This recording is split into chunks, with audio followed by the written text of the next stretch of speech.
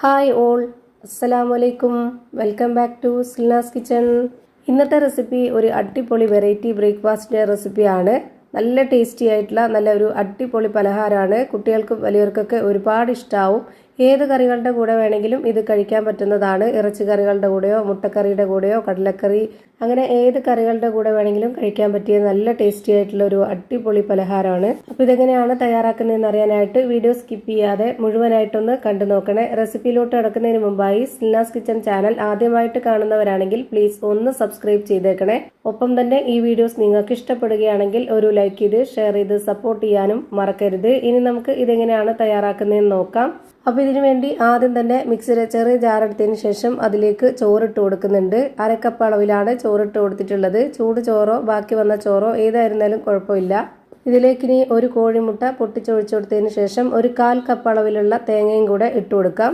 ഇനി ആവശ്യത്തിനുള്ള ഉപ്പും ഇട്ട് കൊടുത്തതിന് ശേഷം ഒരു 1/4 കപ്പ് അളവിൽ വെള്ളവും കൂടെ ഒഴിച്ചു കൊടുത്തിട്ട് ഇത് നന്നായിട്ട് അരച്ചെടുക്കുന്നുണ്ട്.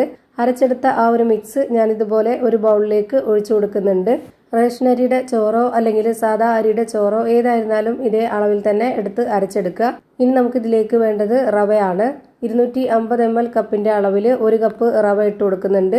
ഞാൻ ഇതിലേക്ക് വറുത്ത റവയാണ് ഇട്ട് കൊടുത്തിട്ടുള്ളത്. വറുത്ത റവ തന്നെ എടുക്കാൻ വേണ്ടി നോക്കുക. ഇനി ഇതേ കപ്പ് അളവിൽ തന്നെ ഒരു 1/2 കപ്പ് അളവിൽ വറുത്ത അരിപ്പൊടി കൂടെ ഇട്ട് കൊടുക്കുന്നുണ്ട്.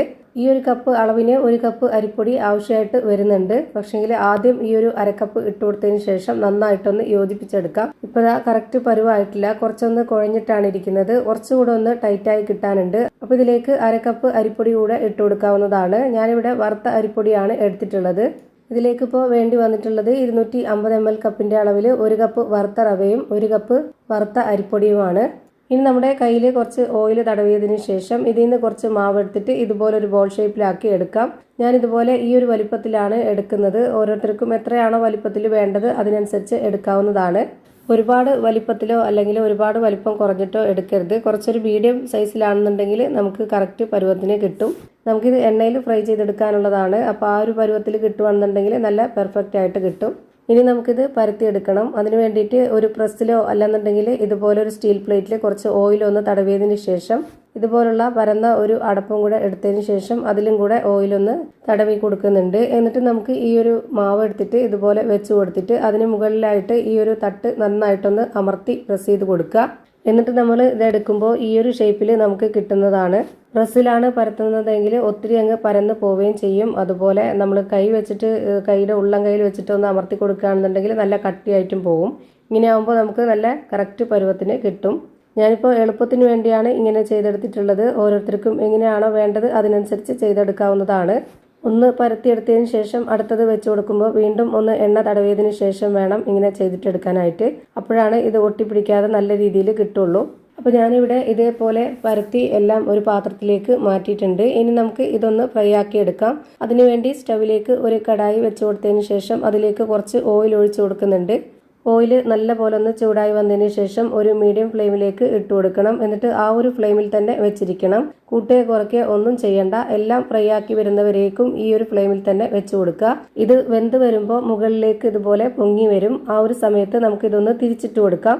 തിരിച്ചിട്ട് കൊടുത്തതിന് ശേഷം ഒരു 4-5 സെക്കൻഡ് ഒന്ന് വേവാനായിട്ട് വെയിറ്റ് ചെയ്യുക. അത് കഴിഞ്ഞതിന് ശേഷം നമുക്കിതുപോലെ ഒന്ന് തട്ടിക്കൊടുത്താൽ മതി. അപ്പോൾ ഇത് നന്നായിട്ട് പൊള്ളി വരുന്നത് കാണാം. ഇപ്പോൾ നല്ല പോലെ പൊള്ളി വന്നിട്ടുണ്ട്. ഇത് അകമൊക്കെ നന്നായിട്ട് വേവുന്നത് കൊണ്ടാണ് ഇങ്ങനെ പൊള്ളി വരുന്നത്. ഇപ്പോൾ ഇത് എടുത്തു മാറ്റാവുന്നതാണ്. ഇതുപോലെ തന്നെ അടുത്ത ഒരെണ്ണവും കൂടെ ഇട്ട് കൊടുക്കാം. എന്നിട്ട് ഒരു 3-4 സെക്കൻഡ് വെയിറ്റ് ചെയ്യുക. അപ്പോൾ ഇത് നന്നായിട്ട് വെന്ത് വരും. വെന്ത് വന്നു കഴിഞ്ഞാൽ ഇതുപോലെ മേളിലോട്ട് പൊങ്ങി വരും. ആ ഒരു സമയത്ത് നമുക്കിത് തിരിച്ചിട്ട് കൊടുക്കണം. എന്നിട്ടൊരു 4-5 സെക്കൻഡ് വേവാനായിട്ട് വെയിറ്റ് ചെയ്തതിന് ശേഷം ഒന്ന് തട്ടി കൊടുക്കുക. അപ്പോൾ ഇതും നല്ല പോലെ പൊള്ളി വരും. ഇതേപോലെ തന്നെ എല്ലാം ഫ്രൈ ആക്കി ഒരു പാത്രത്തിലേക്ക് മാറ്റുന്നുണ്ട്. അപ്പോൾ ഇതാ പുറം ഭാഗം നല്ല ക്രിസ്പി ആയിട്ടും അകം നല്ല സോഫ്റ്റ് ആയിട്ടുള്ള ഒരു അടിപൊളി ബ്രേക്ക്ഫാസ്റ്റ് റെഡിയായി കിട്ടി. ഇത് ഒരുപാട് എണ്ണ കുടിക്കുകയില്ല. നല്ല ടേസ്റ്റാണ് കഴിക്കാനായിട്ട്. വീണ്ടും വീണ്ടും കഴിക്കാൻ വേണ്ടി തോന്നും. ഇതിൻ്റെ അകം എങ്ങനെയാണ് ഇരിക്കുന്നതെന്ന് അറിയാനായിട്ട് ഇതൊന്ന് പൊട്ടിച്ച് കാണിക്കുന്നുണ്ട്. അപ്പോൾ ഇത്രയേ ഉള്ളൂ ഇന്നത്തെ വീഡിയോ ഇഷ്ടമായാൽ ലൈക്ക് ചെയ്യാനും കമൻറ്റ് ചെയ്യാനും ഷെയർ ചെയ്യാനും മറക്കരുത്. അതുപോലെ തന്നെ ഞാനിടുന്ന പുതിയ വീഡിയോസ് നോട്ടിഫിക്കേഷനായിട്ട് കിട്ടുന്നതിന് വേണ്ടി സബ്സ്ക്രൈബ് ചെയ്ത് ബെല്ലൈക്കൺ അമർത്തി അതിൽ ഓൾ എന്ന ഓപ്ഷൻ എനേബിൾ ചെയ്ത് കൊടുക്കാനും മറക്കരുത്. പുതിയൊരു വീഡിയോയുമായി വീണ്ടും വരും. Thank you for watching.